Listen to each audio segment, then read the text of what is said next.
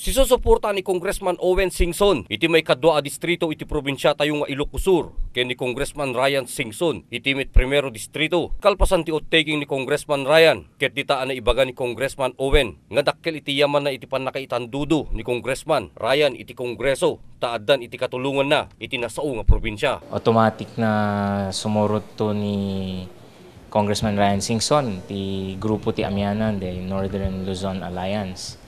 Isunto mo ti mangkadwa kada tayo tapno mangtulong na mang dependar iti kan mangpapigsa iti industriya ti tabako tataka adu ti manggulguluman ng tatan. So isunan tumo ti agpatuloy ti mga programs tayo ti First District ti Ilocos Sur na agkaputi national government. In promise mo ni Speaker Belmonte na the administration will be very supportive ti pinakaumay ni Congressman Ryan Singson. Nakunapay ni Congressman Owen nga kinadwa iti senior members iti Northern Alliance ni Congressman Ryan nga napan ken ni House Speaker Sunny Belmonte tapno maiam-amo ken ni Congressman Ryan. Pinasinggitan pay ni Congressman Owen nga suportaran to pa iti dati nga congressman iti 2nd District ani Eric Singson. Isun ti kimadwa kanyami na napan ka ni Speaker Belmonte.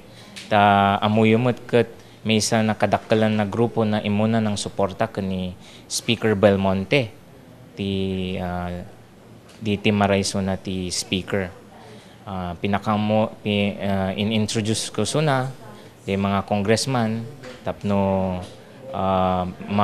ma-familiarize na ti workings ti House of Representatives. Agyamyaman met ni Patricia Angelic Sabellano Singson kada tayo nga kaprobinsyaan na itinaited nga suporta kinti asawa na ani Congressman Ryan.